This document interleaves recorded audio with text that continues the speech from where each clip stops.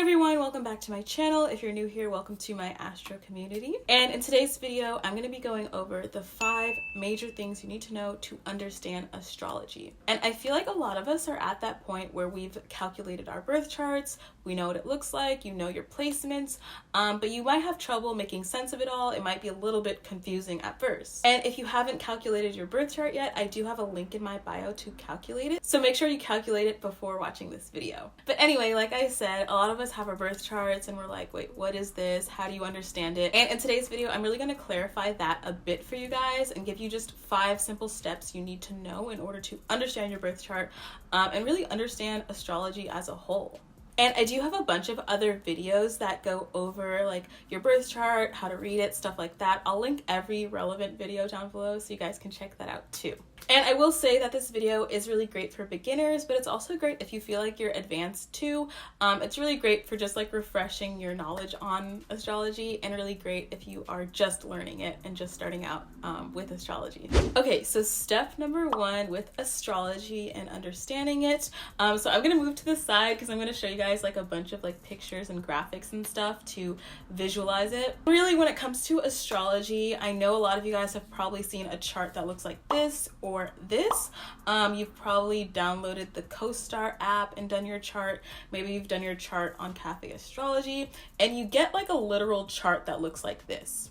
However, I really want to kind of delete that image from your guys' mind because the CoStar chart isn't too accurate and the Cafe Astrology chart is kind of like the training wheels chart. It's not too deep, like you can't really get a good picture of your chart from there. So if we delete that picture from our minds and we have to reinsert what your birth chart really looks like and what you really should envision when you think of astrology and when you think of your birth chart.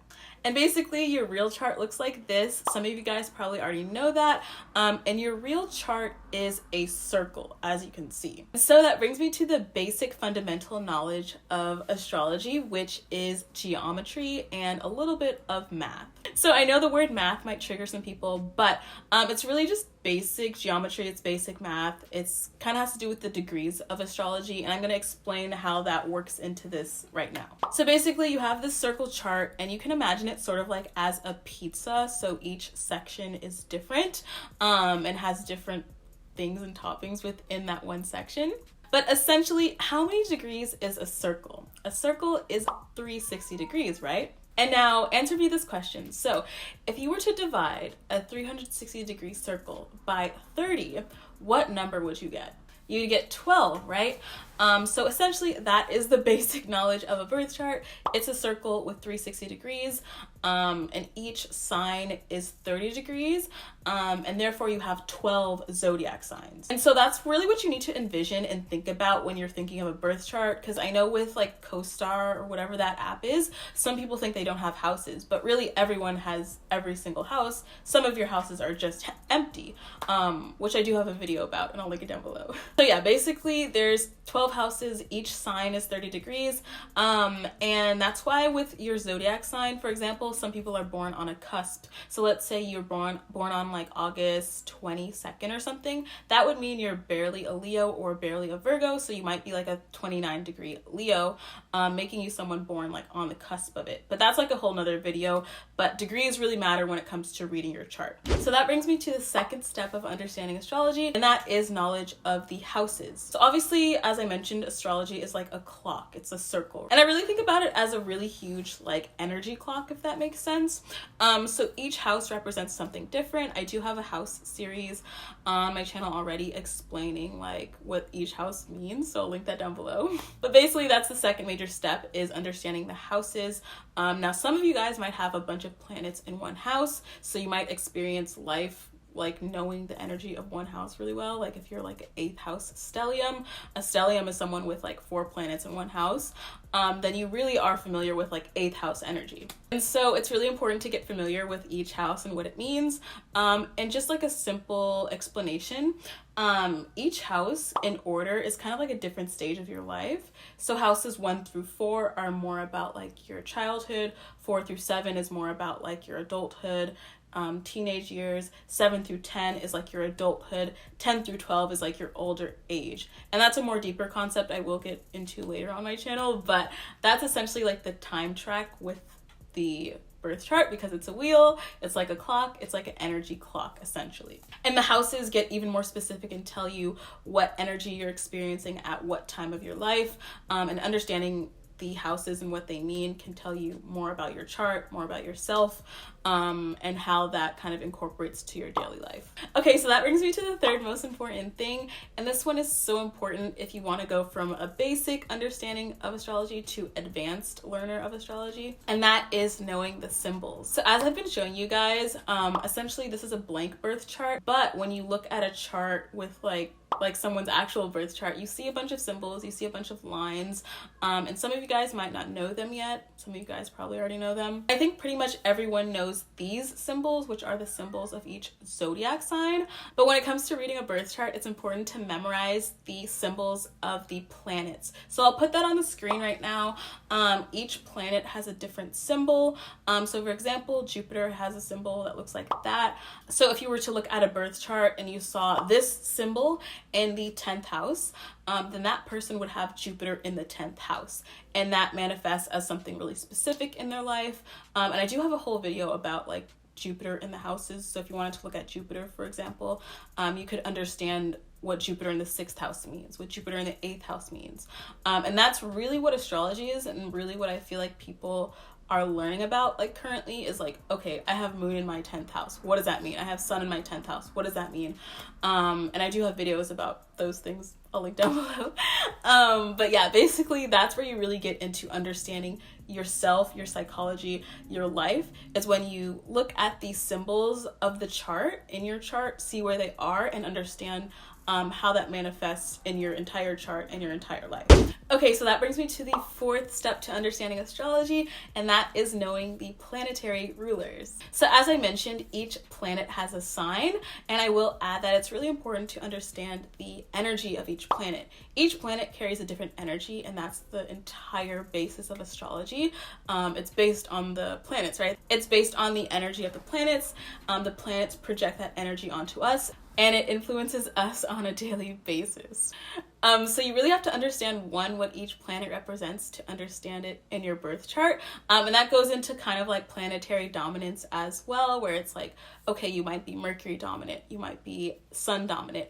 And I tell you guys how to calculate your planetary dominance in one of my videos. I'll link it down below.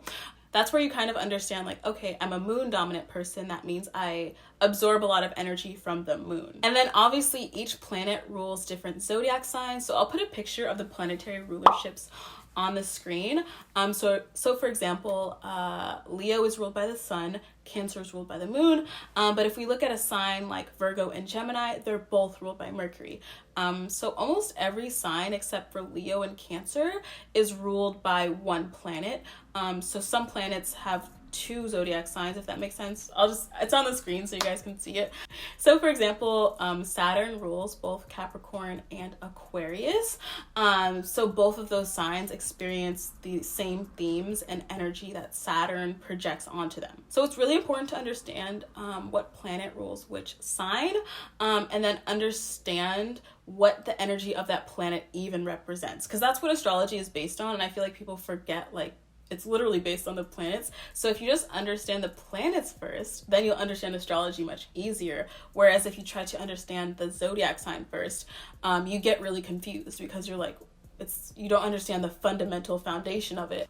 Whereas if you understood Saturn, then you can really understand a Capricorn. Whereas if you tried to understand Capricorn without knowing Saturn, you really wouldn't get it. So I would say understand the planets first. And there is a really good book that I read about the planets that breaks it down really easily. I have it in my room over here, but I'll link it on the screen and I'll link it down below so you guys can check it out. It's like a beginner's book for astrology, and it breaks down the history of each planet and gives you really great knowledge about what each planet even means. Okay, so the fifth step to understanding astrology. Now, again, this is like where it gets a little bit more advanced, and that is knowing aspects. So I will show an example birth chart on the screen, and as you guys can see, for some of you guys this might look really confusing. For some of you guys are like, okay, I can read a birth chart, but basically all those little lines on the chart are aspects. So basically aspects are how the planets interact with each other, right? And so see this chart here, it has like certain red lines, certain blue lines. The red lines are kind of challenging aspects, the blue lines are easier aspects. And I do have a whole video on aspects, I will link down below. But basically there is trine, sextile, which are good aspects, and then squares and oppositions are kind of more challenging aspects. So like I said, if you want to understand your chart, for example, you're going to look at your sun sign.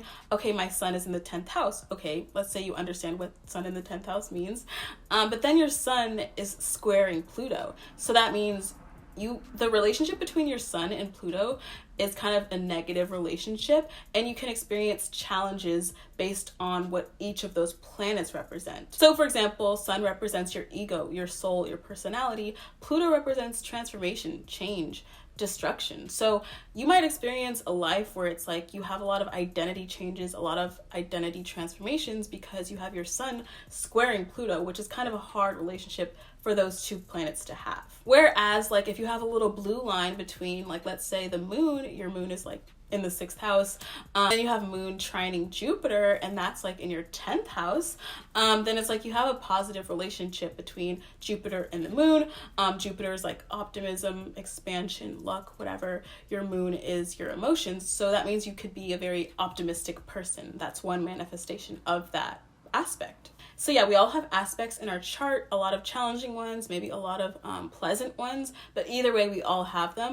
And obviously that's more of an advanced topic, but it's really important when you're looking at a birth chart to see the aspects and just see how all of the planets are even interacting with each other, and how that combines to make you and really represents who you are on a very specific level. So yeah, I hope this video makes sense. Comment down below any questions you have. I'm curious to know what you guys are most curious about, so I can make more videos based on that. And then like I said, I will link related videos in the description box, so make sure you guys watch those videos just so you can catch up with all the things I'm talking about. And follow me on Instagram for more content. Subscribe to my channel for more videos about predictions and your placements and things like that.